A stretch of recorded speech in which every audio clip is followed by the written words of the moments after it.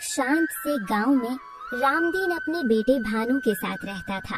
सालों पहले बीमारी ने भानु की मां को छीन लिया था, जिसके बाद रामदीन ने अकेले ही भानु को पाल पोस कर बड़ा किया।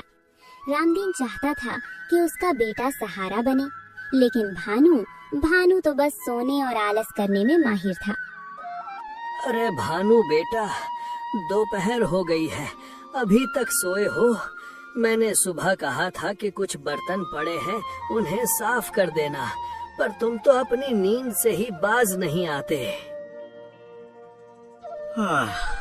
ओहो बाबा, आप भी ना। मुझे लगा अभी तो सुबह ही हुई है। आप चिंता क्यों करते हैं, मैं अभी कर दूंगा। आप जाइए जमींदार के खेत पर, वरना वो फिर गुस्सा करेंगे। बेटा, अब इस शरीर में जान नहीं बची। मैंने जमींदार को मना कर दिया है। अब घर का गुजारा तुम्हें ही करना होगा। मेरी हड्डियां अब जवाब दे चुकी हैं। पिताजी, आप सीधे क्यों नहीं कहते कि आपको मेरा सोना पसंद नहीं? आप झूठ क्यों बोल रहे हैं कि आप काम नहीं कर सकते? तुम्हें मेरी बात झूठ लगती है? बाहर निकल कर देखो, लोग ताने मारते हैं कि कैसा निकम्मा बेटा पाल रखा है। जिस दिन मैं मर जाऊंगा, उस दिन तुम्हें मेरी बातों की कीमत समझ आएगी। पिता की बातें भानु को चुभ गईं। वो गुस्से में घर से निकलकर जंगल के एक पेड़ के नीचे जाकर बैठ गया।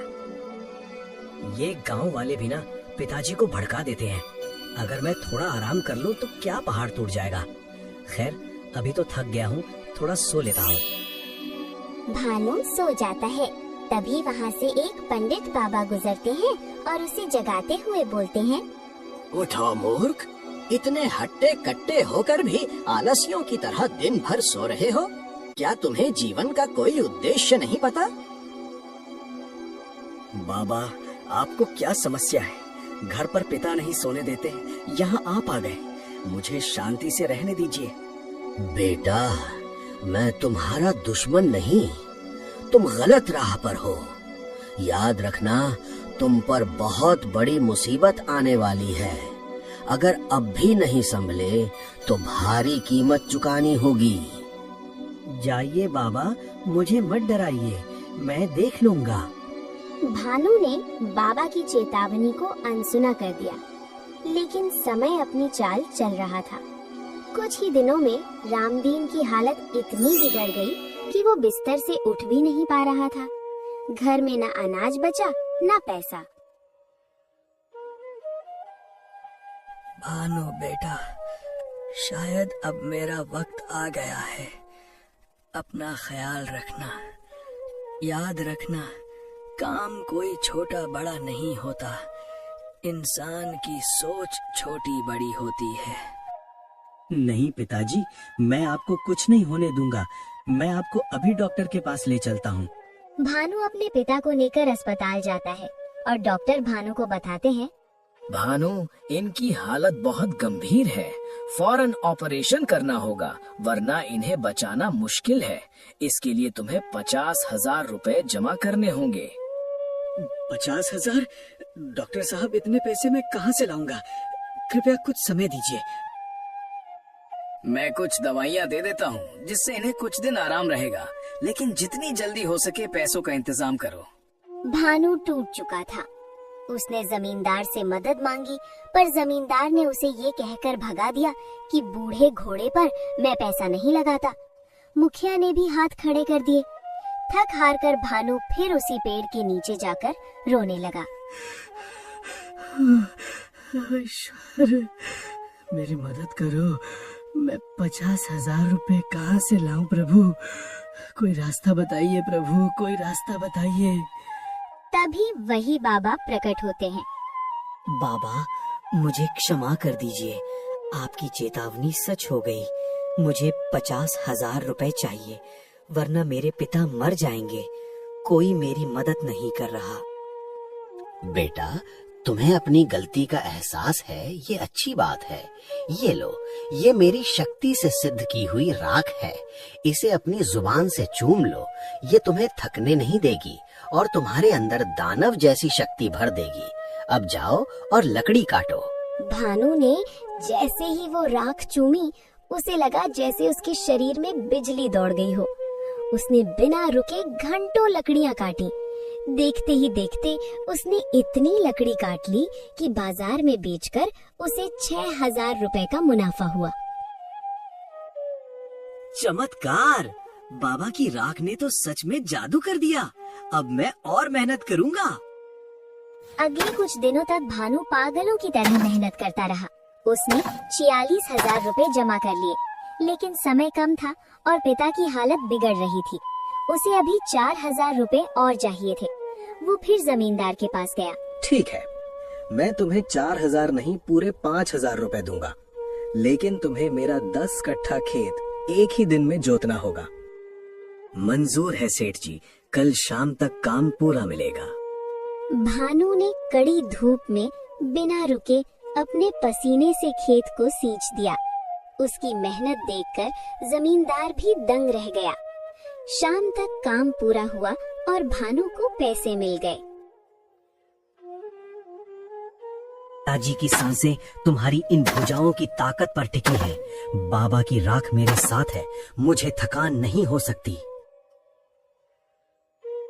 दोपहर की चिलचिलाती धूप में भानु पसीने से तरबतर हो गया, पर उसकी रफ्तार कम नहीं होती। शाम तक उसने लकड़ियों का एक विशाल ढेर लगा दिया। भानु शाम तक लकड़ी लेकर बाजार पहुंचा और आज व्यापारी से मिला। अरे भानु, तुम तो गांव के सबसे बड़े आलसी कहे जाते थे। एक ही दिन में इतना सारा काम, और लकड़ियां भी इतनी शानदार और सूखी।